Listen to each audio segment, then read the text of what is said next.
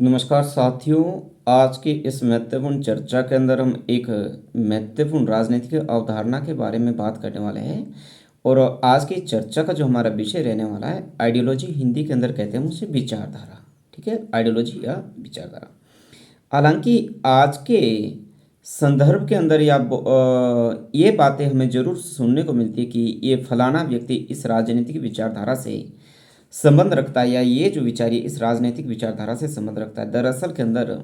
जो एक political science के अंदर जो इसकी एक जो करेक्ट जो समझ है वह विचारधारा की क्या है, या आइडियोलॉजी के संबंध में क्या है, या राजनीतिक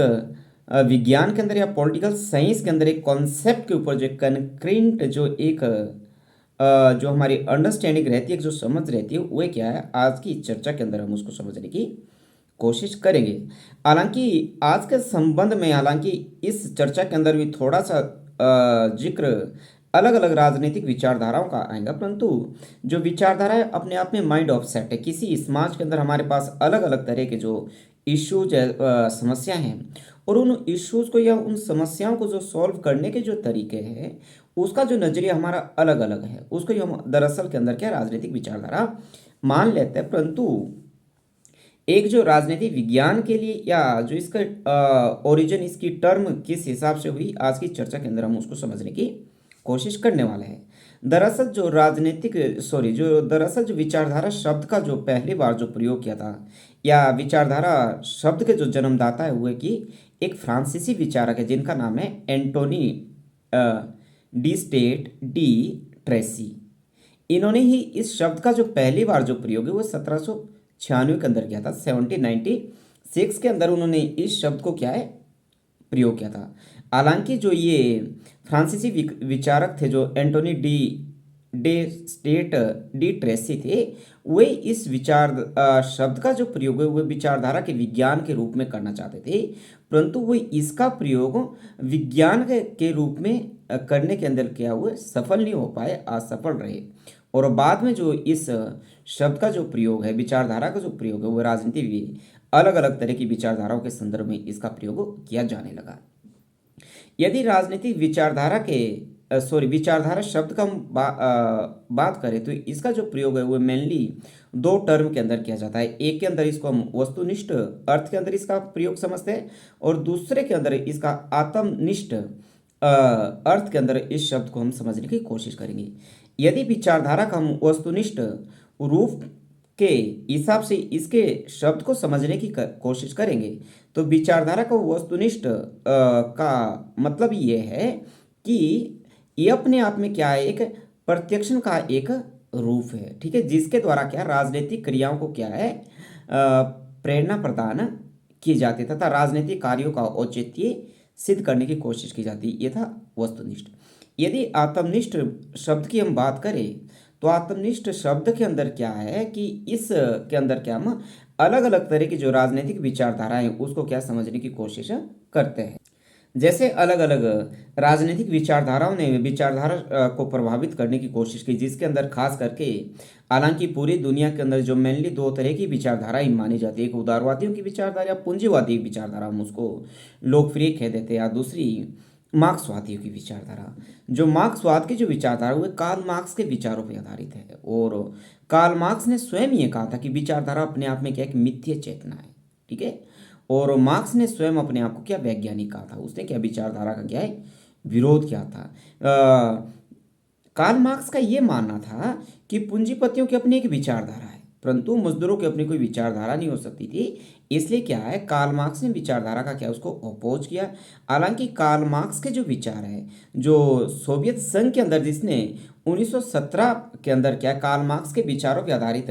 कम्युनिस्ट क्रांति की थी, जिनका नाम था लेनिन। लेनिन ने क्या विचारधारा का क्या है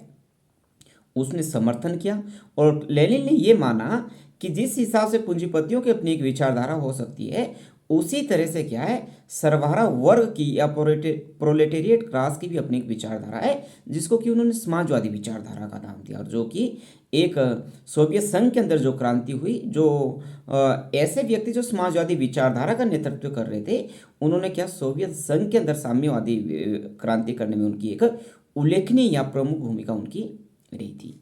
यदि उदारवादियों के अनुसार विचारधारा की हम बात करें तो उदारवादियों के अंदर कार्ल पॉपर एक बहुत बड़ा नाम आता है। और कार्ल पॉपर ने जो उनकी दी open societies and it's enemy, जो उनकी ये जो बुक 1945 के अंदर पब्लिश होती है, जिसके अंदर वो हीगल, कार्ल मार्क्स और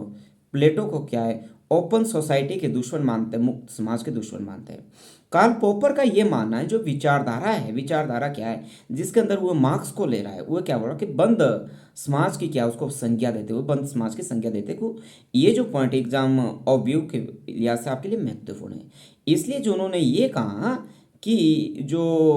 उदारवादी हुए क्या मुक्त समाज के समर्थक है, ठीक है, मुक्त समाज जिसके अंदर क्या किसी भी तरह की कोई रिस्ट्रिक्शन या पाबंदी आपके ऊपर नहीं लगी होती है। इसी तरह ये जो जर्मिनो क्या कह रहा है कि जो मार्क्सवाद क्या है, एक जर्मिनो मार्क्सवाद के संबंध में ये कह रहा है कि मार्क्सवाद क्या है, एक विचारधारा ना कि एक राजनीतिक सिद्धांत। यदि रूढ़िवादियों के अनुसार हम विचारधारा को समझने की कोशिश करें तो रूढ़िवादी क्या कहे कि विचारधारा की खोज समुद्र में एक भटकी हुई नाव या कश्ती के समान है, कश्ती के समान है। इसलिए जो विचारधारा है, रूढ़िवादियों ने क्या है, विचारधारा की बजाय क्या है, परंपराओं और प्रथाओं को क्या बहुत महत्व दिया हुआ, विचारधारा को वे भी क्या करते हैं, विचारधारा की बात को क्या हुए भी नकारने का काम करते, उसको समर्थन नहीं करते हैं। और आपके 19 या 20 सेंचुरी के अंदर जब विचारधाराओं के ऊपर डिबेट डिस्कशन हुआ, खास करके 1960 के दशक के अंदर, उस समय क्या है, एक एंड ऑफ आइडियोलॉजी का जो कॉन्सेप्ट आया। हालांकि एंड ऑफ आइडियोलॉजी का जो पहली बार जो प्रयोग है, एंड ऑफ आइडियोलॉजी की जब डेनियल वेल ने इस शब्द को बहुत लोकप्रिय किया। हालांकि एंड ऑफ आइडियोलॉजी को जो पहली बार जो प्रयोग किया था उसका स्कॉलर्स का नाम था अल्बर्ट कामू के द्वारा एंड ऑफ आइडियोलॉजी का प्रयोग किया था। हालांकि एंड ऑफ आइडियोलॉजी के ऊपर भी मेरी इसी यूट्यूब चैनल पे एक सेपरेट से वीडियो बनी हुई है, इसलिए आपसे ये भी गुजारिश है कि यदि आप एंड ऑफ आइडियोलॉजी के संबंध में जो चर्चा को और विस्तार से समझना चाहते हैं तो आपको मेरी उस वीडियो को भी जरूर देख लेना चाहिए। इसके साथ जैसे डेनियल वेल ने जो एक समाजशास्त्री थे, उन्होंने एक बुक लिखी थी दी एंड ऑफ आइडियोलॉजी 1960 के अंदर क्या है, उन्होंने क्या है इस शब्द को क्या है, एंड ऑफ आइडियोलॉजी को और अधिक लोकप्रिय बनाने का काम किया। 1953 के अंदर इटली का एक शहर है जिसका शहर का नाम है मिलान शहर। मिलान शहर के अंदर एक कॉन्फ्रेंस होती है, एक सम्मेलन होता है, और इस सम्मेलन के अंदर पहली बार क्या विचारधाराओं के अंत के ऊपर क्या बहस शुरू हो जाती है, डिबेट डिस्कशन शुरू हो जाती है। क्योंकि उनका ये मानना था प्लेटो, एरिस्टोटल, कार्ल मार्क्स के बाद क्या है, आज की दुनिया के अंदर कोई ऐसा बहुत बड़ा फिलोसफर पैदा नहीं हुआ कि जिसने कोई बेसिक सा क्या है पॉलिटिकल थ्योरी दी, जिसने क्या है आधारभूत राजनीतिक सिद्धांत दिया हो, ठीक है। उन्होंने ये तर्क दिया कि जो सभी समाज है लगभग एक जैसी क्या है विकास प्रक्रियाओं को अपना रहे हैं, चाहे वो किसी भी विचारधारा का पालन करते हैं, चाहे मार्क्सवादी विचारधारा हो या पूंजीवादी विचारधारा हो, मतलब जो उनकी विकास की जो प्रक्रिया हुई क्या लगभग एक समान है। ऐसा क्या मिलान शहर के अंदर जो कॉन्फ्रेंस हुआ 1953 के अंदर क्या है, वहाँ पे एंड ऑफ आइडियोलॉजी की जो बात है इसके ऊपर डिबेट डिस्कशन हुआ। खास करके जो वेस्टर्न जो स्कॉलर्स थे उन्होंने क्या है विचारधारा के अंत की बात की, एंड ऑफ आइडियोलॉजी की बात की, और इसके समर्थन के अंदर क्या उन्होंने अभिसरण का सिद्धांत रखा था। अभिसरण का जो सिद्धांत है उसको प्रस्तुत किया था, जिसके अनुसार क्या है जो पूंजीवादी जो राज्य है वे भी अपने आप में कल्याणकारी राज्य बन रहे हैं, और जबकि जो समाजवादी व्यवस्था के अंदर भी क्या है जो राज्य ने के द्वारा क्या है लगभग पूंजीवाद के जो सिद्धांत है उसको अपनाने की बात की जा रही है। क्योंकि 1917 के अंदर जैसे सोवियत संघ के अंदर क्या है कार्ल मार्क्स के विचारों पर आधारित साम्यवादी क्रांति होती है, उसके साथ साथ जो वेस्टर्न जो कंट्रीज थी, जो कैपिटलिस्ट कंट्रीज थी, उनको इस बात का डर था कि वहाँ के जो मजदूर वर्ग है, मजदूर वर्ग कहीं कैपिटलिस्ट क्लास के खिलाफ क्या कहीं विद्रोह ना कर दे, रिवोल्ट ना कर दें, इसलिए उन्होंने इस तरह की नीति को ईजाद किया कि जो समाज के अंदर सभी तरह के जो लोग हैं, मजदूर है, बाकी तरह के लोग हैं, मेहनत कश लोग हैं, उनकी बेसिक जो जरूरतें थी, स्वास्थ्य, रोटी कपड़ा मकान, या उनकी शिक्षा, स्वास्थ्य, रोजगार की बात हुई भी करने लगे। और ऐसे राज्य जो कि साम्यवादी राज्य थे, वे भी उन्होंने अपने राज्य के अंदर बहुत से ऐसे व्यवस्थाएं या ऐसी पॉलिसीज को भी इम्प्लीमेंट किया था जो कि पॉलिसीज क्या है पूंजीवादी राज्य के समर्थक रही थी। इसलिए क्या है वेस्टर्न के जो स्कॉलर्स ने उन्होंने इसके ऊपर बात की। यदि हम डेनियल वेल की जो बात महत्वपूर्ण रचनाओं की बात कर लेते हैं, 1955 के अंदर डेनियल वेल की एक महत्वपूर्ण रचना पब्लिश हुई जिसका नाम था अफीम ऑफ इंटेलेक्चुअल रेमंड, ठीक है, रेमंड एरन, 1955 के अंदर। नेक्स्ट जो उनकी बुक जो 1960 के अंदर पब्लिश हुई उसका नाम था द एंड ऑफ आइडियोलॉजी। और 1976 के अंदर जो डेनियल वेल की बुक पब्लिश हुई उस बुक का नाम था the cultural contradictions of capitalism. और नेक्स्ट जो उनकी बुक 1973 के अंदर पब्लिश होती है जिसका नाम था the coming of post industrial society, ठीक है। डेनियल वेल के अनुसार क्या है, जो उत्तर आधुनिक समाज की क्या है, अपने आप में क्या है, कुछ एक जो फीचर्स है उसकी कुछ एक विशेषता है, जिसके अंदर क्या हुआ, विनिर्माण उद्योग के स्थान पे क्या हुआ है, सेवा क्षेत्र को क्या आज के समय के अंदर क्या उसको महत्व दे रहे हैं। और इसके साथ साथ क्या है, नए विज्ञानिक आधारित क्या है उद्योगों का विकास हो रहा है, नई तकनीकी विशिष्ट वर्ग का उदय हो रहा है। इसके साथ साथ क्या है, जो विचारधारा के अंत का जो अभिप्राय है वे अपने आप में विचारधारा मात्र का अंत नहीं है, बल्कि साम्यवादी विचारधारा का अंत है। दी एंड ऑफ जो the end of history and the last man, जो फ्रांसीसी फुकुयामा की जो बुक थी, जिसको इतिहास का अंत के साथ हिंदी के अंदर इसको क्या मिस इंटरप्रेट इसको किया गया, इसका क्या अस्पष्ट क्या है, इसका उल्लेख मिलता है। हालांकि जब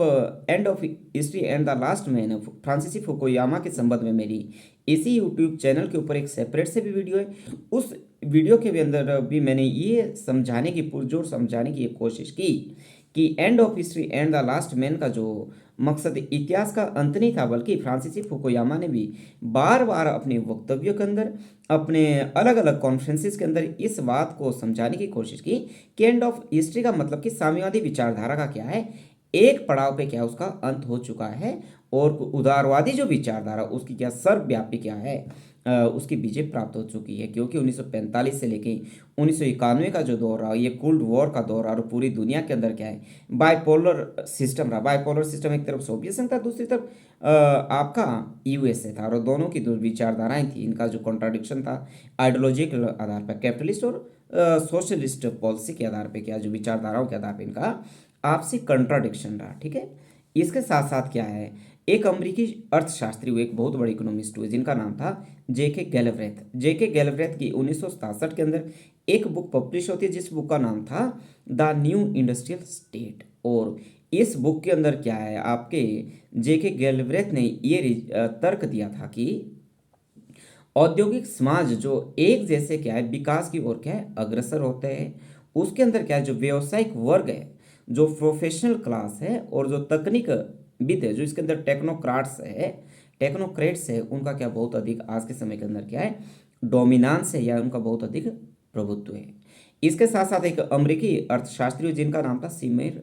लिपसेट। सिमेर लिपसेट ने यह लिखा कि वामपंथ और दक्षिणपंथ क्या है एक दूसरे के क्या बहुत अधिक नजदीक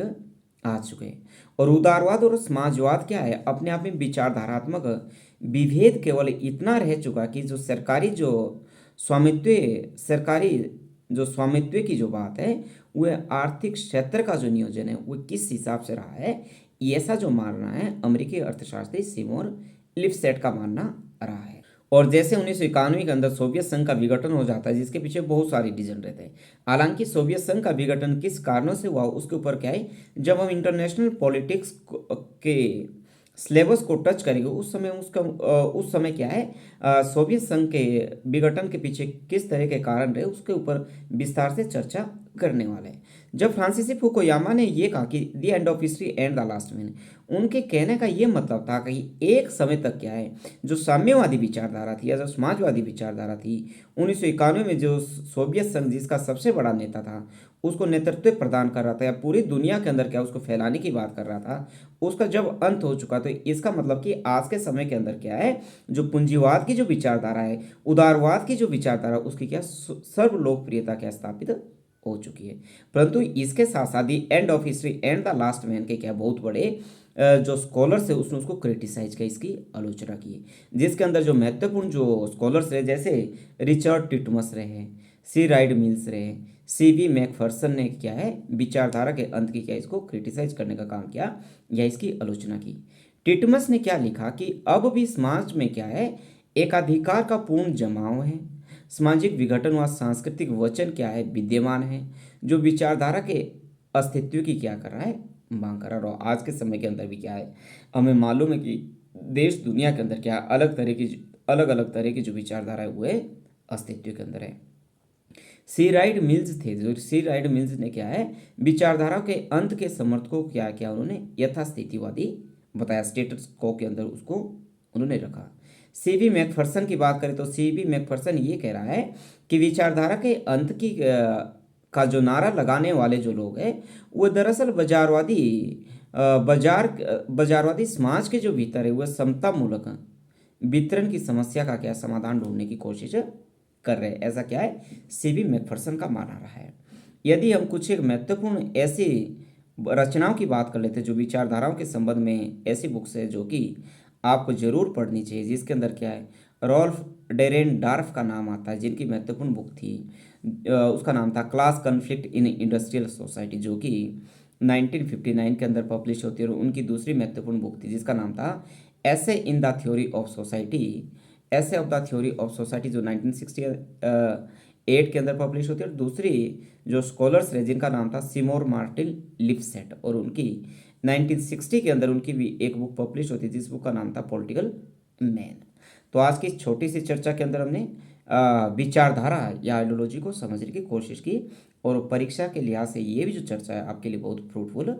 रहने वाली। Thank you so much.